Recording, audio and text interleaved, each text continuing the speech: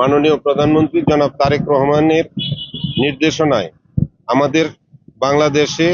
5 বছরে আপনার 25 কোটি গাছ লাগানোর যে অভিযান কর্মসূচি শুরু হয়েছে, সেটা মাননীয় প্রধানমন্ত্রী গতকালকে সেই কর্মসূচি উদ্বোধন করেছেন। তারই ধারাবাহিকতায় আমরা গাজীপুর সিটি কর্পোরেশন আমাদের এই বছর 50,000 গাছ আমরা লাগাবো। তার যে কর্মসূচির উদ্বোধন আজকে আমরা শুরু করছি আপনাদের সকলকে নিয়ে। এই কাউলতিয়ার মাস্টার বাড়ির এই হাইওয়ে রোডের পাশে এই রাস্তা থেকে শুরু করে আমরা আমাদের 57টি ওয়ার্ডে এবং প্রতিটি শিক্ষা প্রতিষ্ঠানে এবং অন্যান্য যে প্রাতিষ্ঠানিক শিক্ষা প্রতিষ্ঠান আছে, যেখানে আমাদের এই সিটি কর্পোরেশনের জায়গা মানে লাগানোর মতন আছে, সকল জায়গাকে আমরা আমাদের এই কর্মসূচির আওতায় নিয়ে এসেছি এবং আমরা নিম গাছকে প্রাধান্য দিয়ে আমরা সেখানে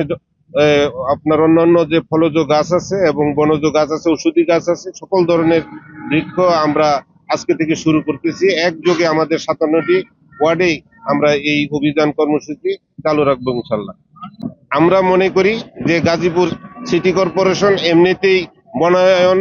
এবং যে সবুজায়ন যথেষ্ট পরিমাণ আছে, তারপরও যেহেতু মাননীয় প্রধানমন্ত্রী আমাদেরকে নির্দেশনা দিয়েছেন, সেই নির্দেশনাকে মান্য করে আমরা যে